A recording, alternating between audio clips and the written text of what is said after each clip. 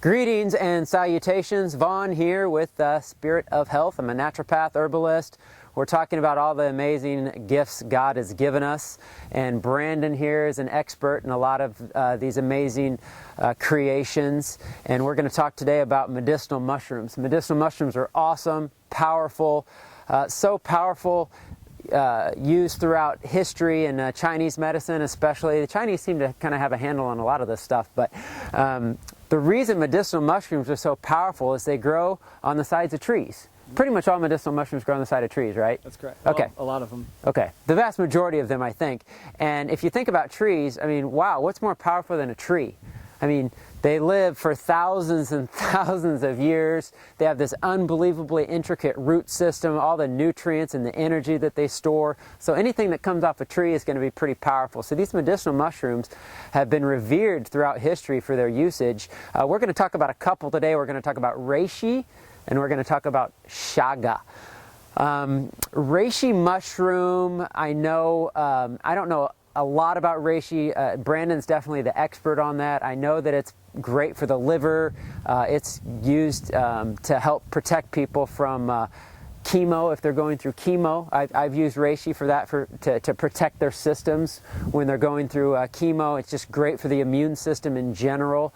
But Brandon, maybe I could ask you what's a little bit of the history and usages of reishi that you know of. Well, reishi mushroom, the specific polypore that we're talking about, like you mentioned, grows on the root system of most hardwood trees. And it's actually local to our environment here. I've actually personally harvested a lot of wild reishi here in Kansas, which is an incredible That's cool. gift if you can, have the opportunity to do that.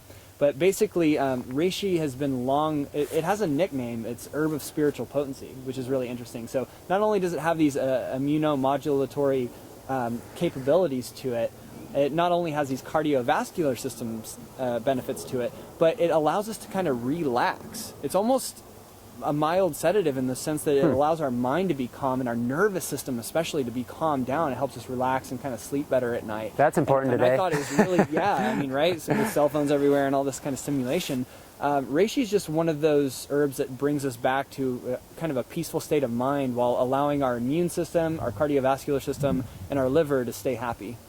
Cool. So why is it that reishi, because I've heard reishi is really like, these medicinal mushrooms are so protective of the body.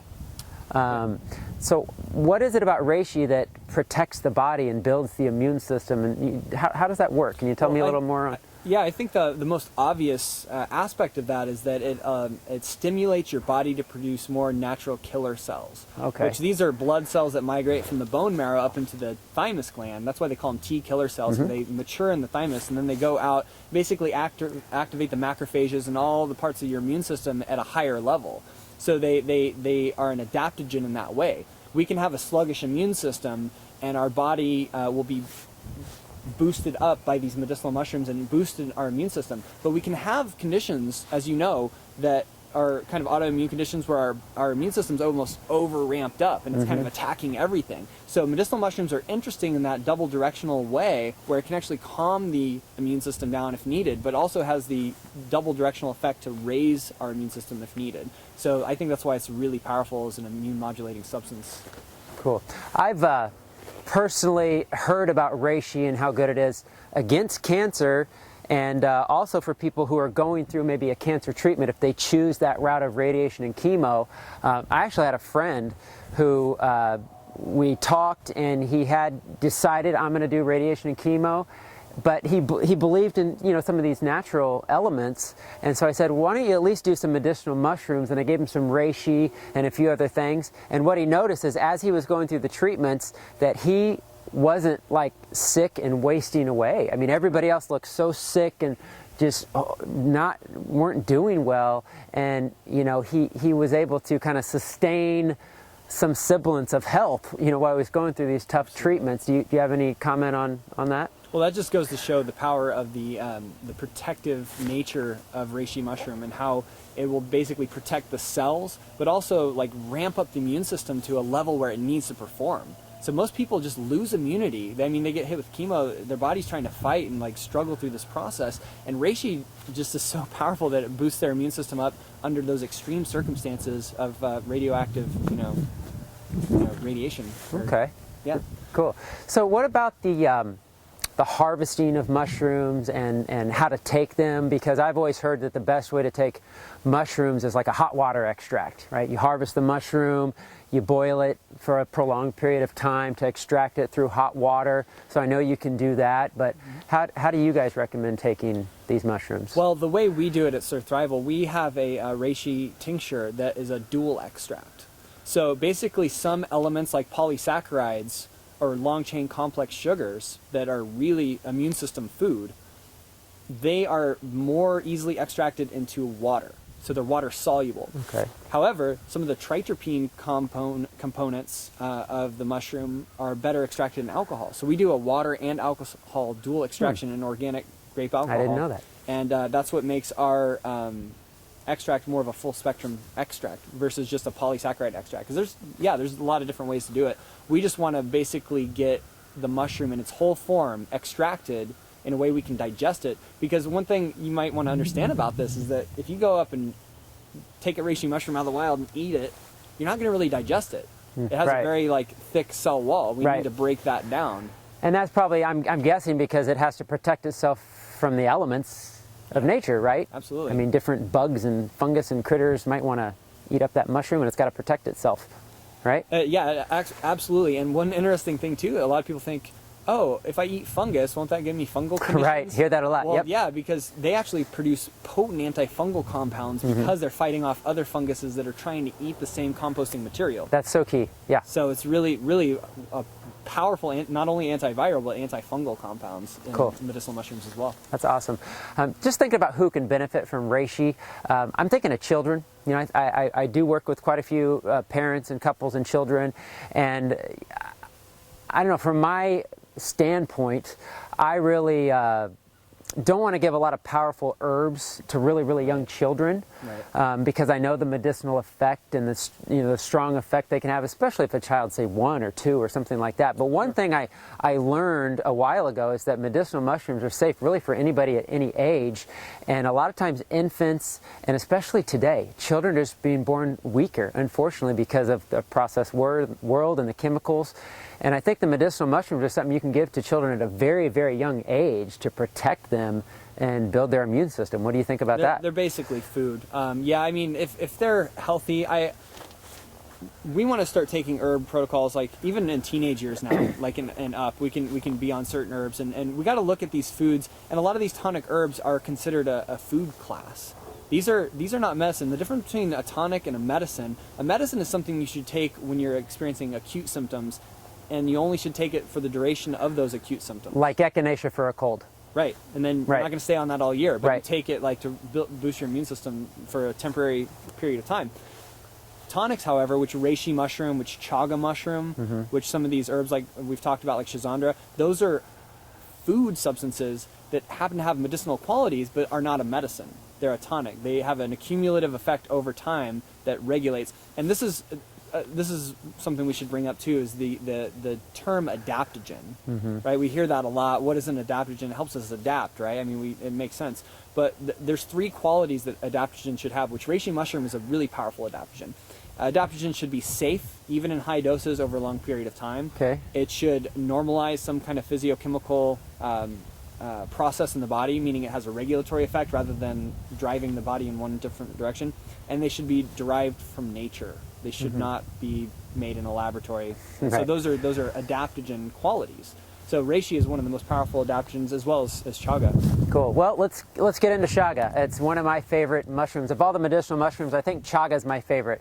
I don't know why, but I just love chaga. I think it's a cool mushroom. Chaga only grows on birch trees, so it's pretty picky and specific about where it's going to grow, and it pretty much grows in northern or a little bit colder regions. I actually went to Canada with another really neat company that I really support called North American Urban Spice. You're familiar with their stuff. They're pretty awesome. They're really good also at taking stuff right out of nature that God's provided to us, putting it in a bottle for benefits. And I went up to Canada. We climbed trees. We harvested chaga right out of the trees. Very, very powerful medicinal mushroom. The Siberians over in the area of Russia were one of the longest lived cultures, and they drank the chaga tea every single day. That was like their longevity tonic. They lived into their hundreds regularly, free of degenerative diseases. Chaga, I think, is one of the reasons for it.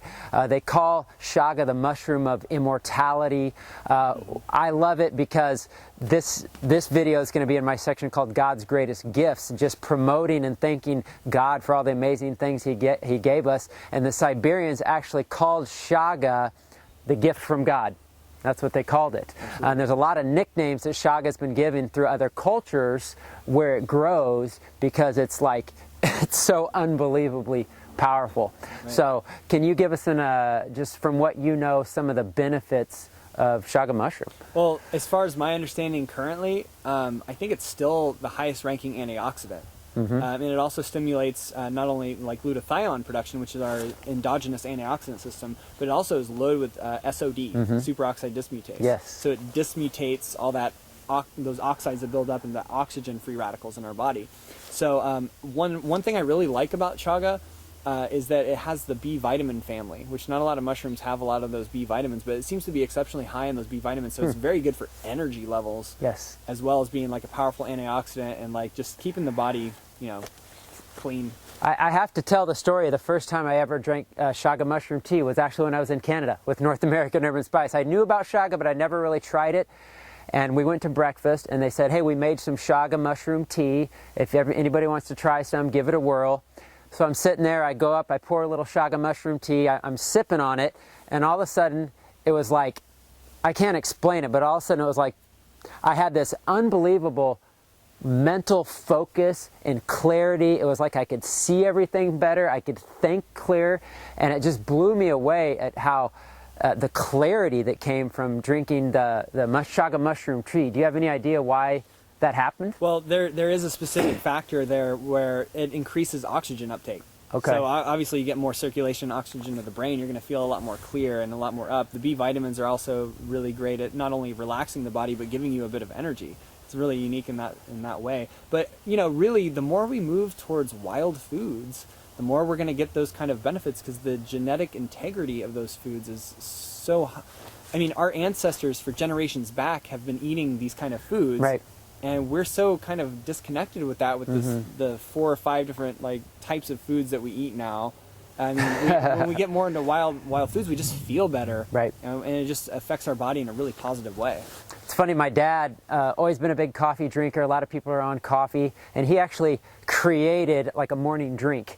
And in it, he put chaga mushroom, reishi mushroom, shilajit, which a lot of us know how powerful shilajit is, and a little bit of cacao, which is chocolate in its raw form, and it has a little bit of caffeine. And oh my gosh, people absolutely love this stuff. You drink it, boom, you feel clarity, energy, awareness, and it's been an amazing blend that we've turned a lot of people onto, but a lot of that's because of the power of these medicinal mushrooms. I did want to stress, because he mentioned superoxidismutase and glutathione. These are 2 of the most critical antioxidants in the human body, critical for the liver, critical for the immune system, protects us against cancer and all different types of diseases. People even do glutathione injections to reverse disease and to heal the body. So any food substance we can put in our body that boosts glutathione and SOD, you need to be taking it. Very, very, very powerful. How do you guys make your chaga? It's the same. It's a dual extract. Okay. So we just made it into a really tasty elixir that people can take.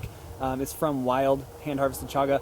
And one thing I'd like to point out, too, is that Dana Vitalis and Arthur Haynes, they both wrote the very first ethical wild harvesting guide. So we were the first to put that out there into the world about, how to know if the tree's been dead, and if you're harvesting chaga off a dead tree versus a live one, how large it should be, the characteristics, how to process it. So that's for free on surthrival.com, and probably on your website, too. And you can basically learn how to harvest it and why we harvest the way we do to make our extract. So it's, again, top quality. It's the best chaga you can find in the wild.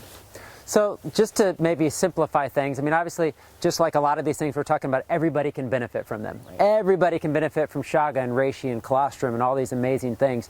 But who specifically might really benefit from taking chaga mushroom?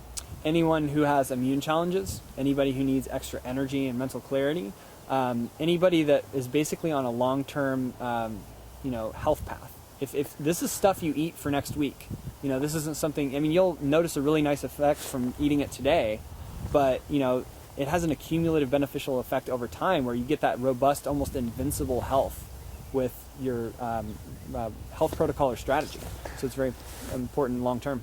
That's good, and I think he makes a really good point, because one thing I try to share with people that I think is very valuable is that we need to be looking at these things as foods, and we need to putting these on our grocery shopping list and not look at them as like an extra expense, because it's funny, people come into a health food store and they're like, oh, I don't have money to spend on all these supplements and all this.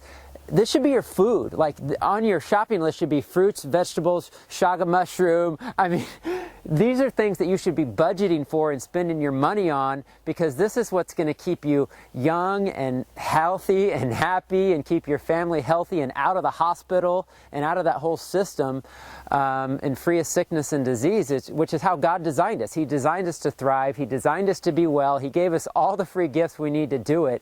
And so we really need to promote that type of lifestyle. Any comments on that? I think you're hitting the nail on the head, and depending on your region, there's certain farmers markets where you can find medicinal mushrooms. I mean, we're going to start to see more wild harvested nettles and foods and medicinal mushrooms. We're going to see more and more of this as we move on, because some of these crops are just becoming unsustainable, and they're messing with the ecosystem too much as far as like hydration is concerned, and we're losing a lot of water, and a lot of places are turning into deserts. So a lot of these weeds and a lot of these herbs and stuff are really actually foods that sometimes we just don't know the benefits of. Cool. Well, Ralph Waldo Emerson said, a weed is just a plant whose virtues have yet to be discovered. Right. So, all right, well, hey, we love medicinal mushrooms. We hope you guys can benefit from them. They're something we take every day. We know the power of them.